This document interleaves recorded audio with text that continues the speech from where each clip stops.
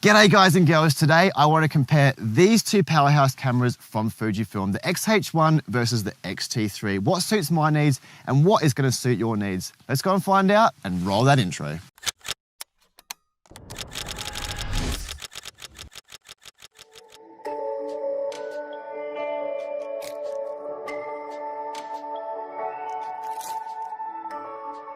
Yo, g'day guys and girls, and thank you for joining me today comparing these two powerhouse cameras from Fujifilm. I've owned these two cameras for one whole year and I want to do a side-by-side comparison on what suits my needs and possibly today what suits your needs from the Fujifilm family. But if you're new to this channel, I'm Matthew Storer, a landscape and travel photographer from Australia, taking you to new undiscovered places around the world and photographing this journey as we go along. So if that interests you, after this, drop below and subscribe for future content. A little bit of background information about my photography, travel, and what I use these cameras for specifically. My main aspects are travel, adventure, and landscape photography. So these two cameras suits my needs absolutely perfectly. What the X-T3 suffers at, the X-H1 picks up and throws its punches right back in to cement its spot for the Fujifilm family. The X-T3 I use mainly for landscape photography. It is absolutely perfect for capturing those images, and it's got incredible video specs, which we're going to find out today. But everything I don't use for landscape photography, I use this for a secondary camera, travel videos, travel photography, and that adventure style. There's two main reasons why I use this, and we're gonna find out today. And also, every camera's got its downfall, which we're about to find out. That is what we're gonna dive into today. Video, landscape photography, negatives, positives, and what suits your needs. We're gonna go for a little walk, discover what these cameras are good for, so let's get going. Walk slowly and talk slowly. You are.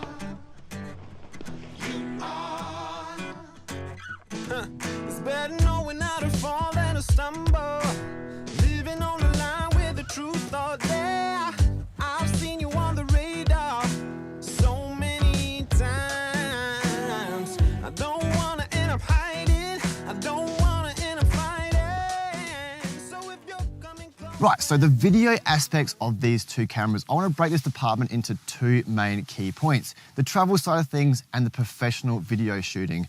Now, in every aspect in this video side of things, the X-T3 basically dominates the X-H1. Of course, it is an older model, so it really should, but it's only 6 months older.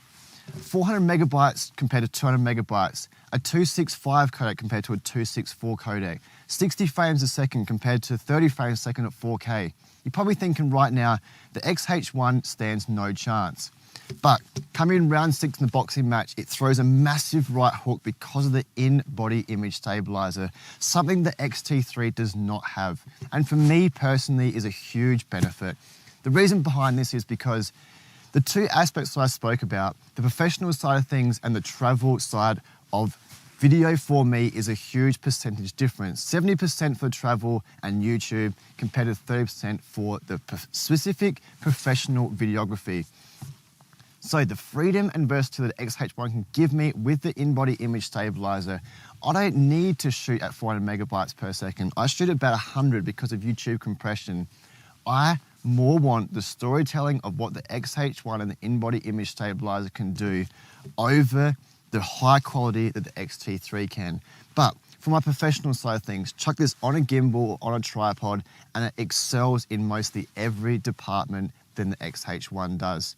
So this, for me, the video side of things is more for the documentary or someone that needs to work with a gimbal. This is going to do an absolutely fantastic job. But the ergonomics, the hand grip, the in-body image stabilizer, and still the fantastic features out of the video, it does an absolutely great job at 4K. The only thing I will note here is the 120 frames per second, because of the new X-Trans sensor on the X-T3, it does do a better job for me. So for me, I have to give the win for my personal needs. Even though the X-T3 is better in most departments, the needs of the in-body image stabilizer suits my travel, photography, style, videography needs. So for me, the X-H1 is a clear winner here.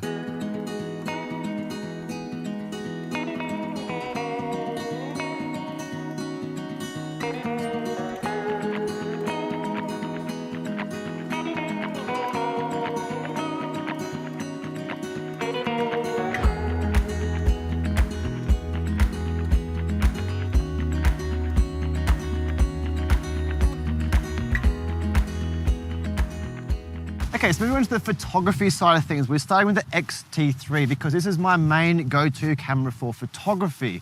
So a few things with this, it has got a newer sensor, the X-Trans sensor, 26 megapixels, and it does have better AF performance, which isn't really a huge effect to me because I manually focus in pretty much 90% of my images. Then also, it has got the difference with the lower native ISO, so 160 compared to 200 ISO. But this is basically my go-to setup for photography for the X-T3. Lens, camera, and tripod, because it hasn't got that IBIS setup. So it's not a downfall for me because most of my photography is done with a tripod. I talk a lot about owning a tripod, and you can watch up here 7 reasons why every landscape photographer should own a tripod. And it's because I can lower that native ISO to 160, I can get the composition down packed and capture the image in. So for my photos and landscape photography, it doesn't bother me that it hasn't got in-body image stabilizer. But now I want to move over to the X-H1 with the photography side of things, because that's where it changes a little bit more. Okay, so the X-H1 is a very different ball game when it comes to the photography side of things. I've set my main camera on my X-T3 set up on a tripod, and the X-H1 is my backup or secondary camera. But it's not a backup secondary camera that sits in my backpack. Paired with the image stabilized lenses and the 5.5 axis image stabilizer built into the body, it allows me to walk around and capture unique images. So while I'm getting the hero shot with the X-T3, I'm allowed to do with the X-H1 the same at 5.6 aperture, not raising my ISO because I'm allowed to shoot at lower shutter speeds because of the image stabilizer. So I can see pictures like this, zoom out to 200mm and capture that image because of the image stabilizer. Still shooting at 5.6 at 200mm, but combining the image stabilizer and the in-body image stabilizer, it's a very big game changer. Now, not just in landscape photography, but in travel photography or my professional side of things, this is really cool. In low light, I don't have to raise the ISO because I can guarantee that I can shoot about 140 to 160 shutter speed without bumping that and increasing the noise. So this is a complete game changer when it comes to the photography side of things.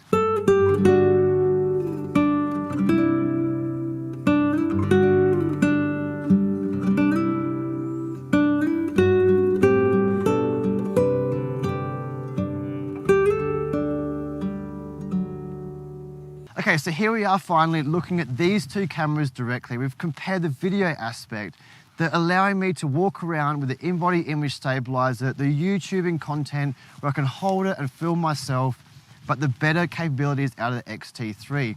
So yes, the X-T3 has got a newer sensor, 26 megapixel backside illuminated sensor, better in low light, better AF performance, it's quicker, it's much more better performing than the older sensor.